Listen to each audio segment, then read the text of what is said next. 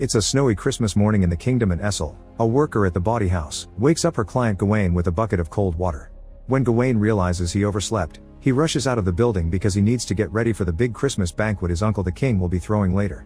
When he arrives at the castle, Gawain tells his mother he was in church all night, but she doesn't believe him. Gawain notices his mother isn't dressed for the party and she explains she hasn't got the guts for it this year, but she wants him to go and have fun.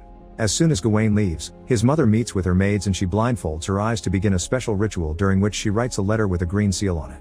At the party, the king invites Gawain to sit next to him because he's family. The king wants to hear some stories from him but Gawain doesn't have any, so the queen tells them he'll get his own stories when he becomes a legendary knight like those at the table. This means a lot to Gawain because he's always wanted to be a knight. While Gawain's mother burns the letter she wrote and the ashes make a sprout appear, the king begins giving a speech, only to be suddenly interrupted by a tree-like person known as the Green Knight.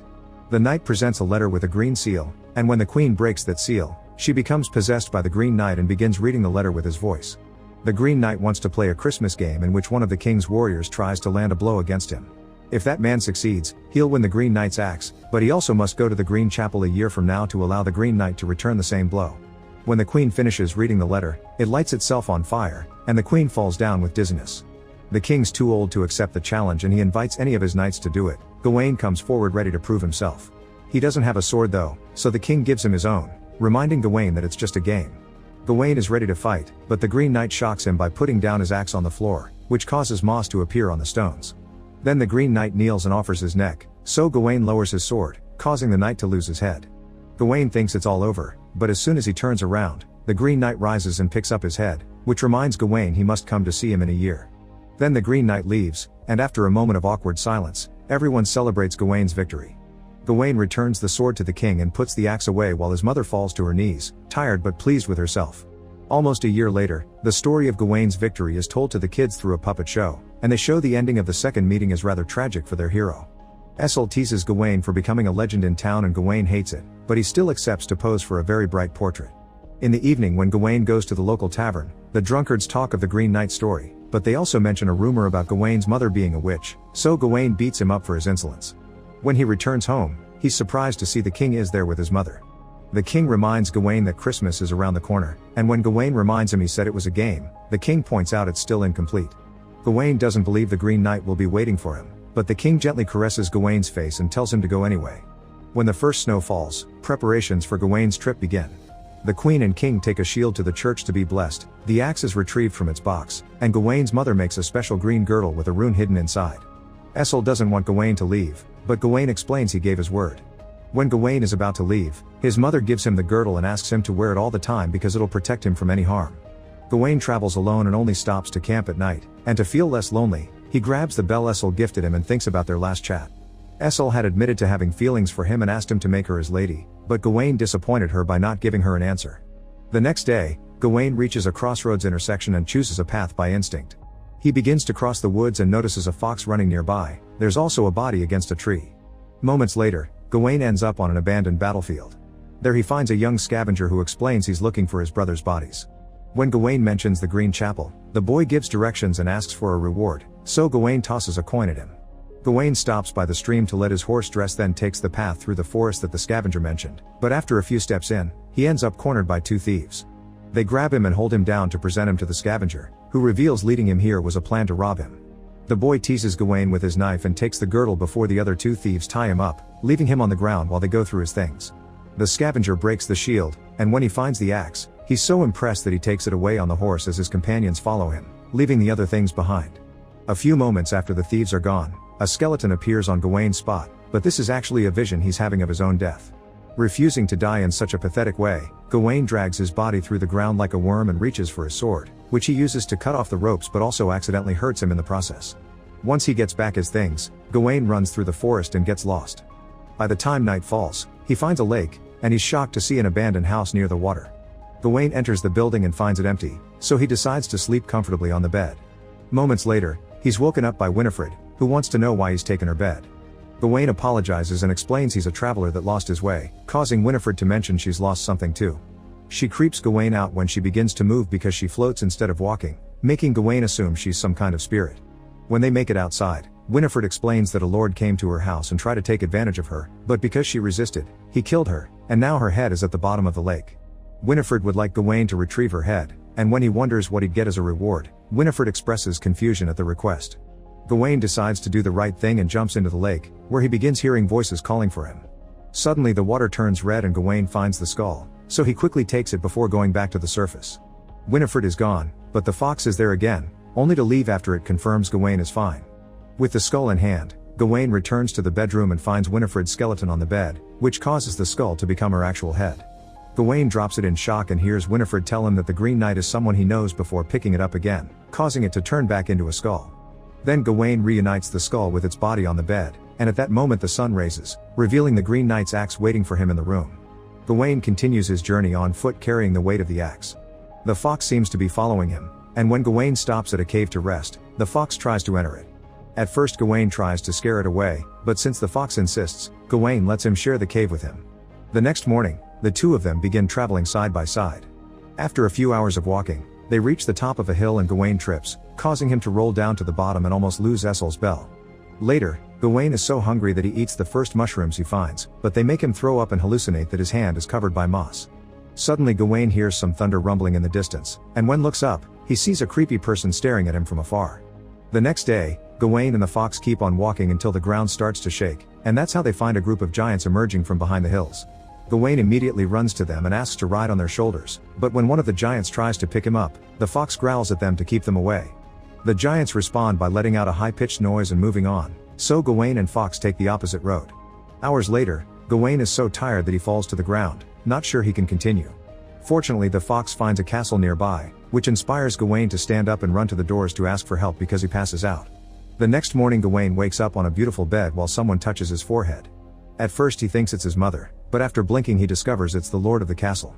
The lord's a fan of Gawain's story and tells him not to worry because it's still December 21st, meaning he has time to rest.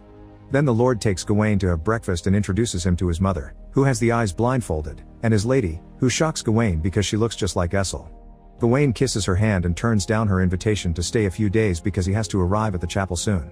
The lord corrects him and explains the Green Chapel is only a few hours from the castle, so Gawain can stay and rest properly for a few days to then leave on Christmas morning. Gawain accepts to stay and wanders around the castle, where he discovers the fox depicted in the paintings. He also finds a huge library and learns the lady has read all the books, she's also written a few of them. As a token of her appreciation, she gifts Gawain a gift and asks for a kiss, but Gawain only kisses her cheek. Then the lady asks Gawain to sit for her so she can paint him, and using a trick of light, the lady creates a very eerie portrait of Gawain upside down while he sits in the next room. When she finally shows him the final product, the lady notices the bell Gawain carries around his neck and asks if it was a gift from a loved one, but since he says no, she breaks the string and steals the bell. Sometime later, the lord comes back from hunting and gifts Gawain the deer he killed. Both men go back inside to have a drink and the lord surprises Gawain by promising he'll gift him his best hunt every day, however in return Gawain must give him anything he receives from the castle. Gawain doesn't understand how there can be something that doesn't belong to the lord already, but the lord just says the castle works in mysterious ways. The lady cuts in to discuss the Green Knight and how the greens of nature always find a way to grow back. While the lady continues to play with her cards, the lord asks what Gawain wishes to gain from this whole deal, so Gawain explains he wants enough honor to finally become a knight. When Gawain goes to get ready for bed, he receives a visit from the mother, who touches his face and her own chest before leaving with no explanation. The next morning, Gawain wakes up to discover the lady has been watching him sleep. She comes closer to touch Gawain and wonders why he didn't come to her bedroom last night. Gawain explains he wanted to but didn't do it because it wasn't right. Then the lady asks Gawain if he believes in magic and reveals she has the green girdle, she even knows that it's enchanted to protect whoever wears it. Suddenly the lady climbs on the bed and begins getting frisky with Gawain, asking him to take the girdle from her as she helps him finish. Once he does, the lady lets him keep the girdle, but she also leaves his own seat on his hand as she points out he's no knight. After she leaves, Gawain is shocked to discover the mother has been standing there all along. Tired of these games, Gawain decides to leave. In the forest, he finds the lord, who can tell Gawain receives something from the castle. In order to take it back, he kisses Gawain to make up for what he did with the lady. Gawain pushes his hand away and announces he's living, so the lord opens his bag and reveals his latest hunt. It's the fox, who thankfully is still alive. After a few hours of walking, Gawain and the fox finds a stream surrounded by an orange fog. There's a boat on the water, but when Gawain tries to approach it, the fox growls at him to stop him. Gawain is confused by this attitude until the fox suddenly reveals it can talk and warns Gawain that there's no happy ending ahead of him. The fox thinks Gawain should return home, so Gawain swings his axe at it to scare the animal away for not being supportive. Gawain takes the boat down the stream and only comes back to land when he finds a road marked by a cross. It only takes him a few minutes on foot to reach the chapel, and inside he finds the Green Knight sitting at the altar, but he's asleep. Gawain sits in front of him and after putting down the axe, he waits. On Christmas morning, the Green Knight finally awakes. He grabs the axe and announces they'll finish the game, for which Gawain must kneel to receive the same blow he threw last year. Gawain kneels as asked, but when the Green Knight raises his axe, Gawain's so scared that he flinches. The knight teases him for it since he had a whole year to be ready for this moment, thus Gawain takes a moment to gather courage and asks him to try again. The Green Knight raises his axe once more, but Gawain still can't help himself and moves away. He wonders if the game truly is just this, and when the Green Knight confirms, Gawain kneels again, only to move away when the axe comes for him. Refusing to die so soon, Gawain runs away, and as he crosses the forest he's surprised to find his horse. Sometime later, Gawain returns to the city and reunites with his mother, who immediately takes care of his wounds. Afterward Gawain visits Essel, who is sad to see her belle is gone. The two of them get frisky together, but Gawain never takes off the girdle. A few days later, Gawain is called to the castle because the king doesn't have much time left. With the last of his strength, the king finally knights Gawain and gifts him his precious sword. After the king's death, Gawain becomes the new monarch, which seems to have been his mother's plan all along. 9 months later, Essel gives birth to Gawain's son. Gawain still doesn't marry her though, he just shows up to pick up the baby, and he leaves after leaving some money for the bawdy house without caring about leaving a devastated Essel behind. A year later, Gawain marries a noblewoman, and on their wedding night, he doesn't allow her to take off his girdle. They fulfill their marital duties, but Gawain doesn't find them as satisfying as it was with Essel. Years pass and the kingdom gets involved in a war. Gawain decides to start training his child as a knight, but as soon as the boy becomes of age, he dies in battle.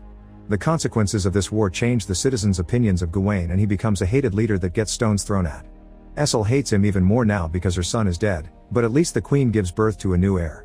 A few years later, the castle is under siege, and Gawain is abandoned by everyone, including his own wife and his mother. Alone with the eerie painting that has been hung straight, Gawain finally takes off his girdle, which he has never taken off before. This causes his head to fall and the crown rolls away. Suddenly Gawain blinks and finds himself in the chapel again. It turns out all he saw had been a vision showing him the future he'd get if he runs away. The Green Knight raises his axe but Gawain asks for a moment to take off the girdle, which should leave him vulnerable. Now Gawain can say he's ready for real, and the Green Knight gently caresses his face, congratulating him for finally being brave and keeping his word. Afterward the Green Knight tells him now, off with your head. Make sure to subscribe and turn on notifications so you can watch more videos like this. Thanks for watching.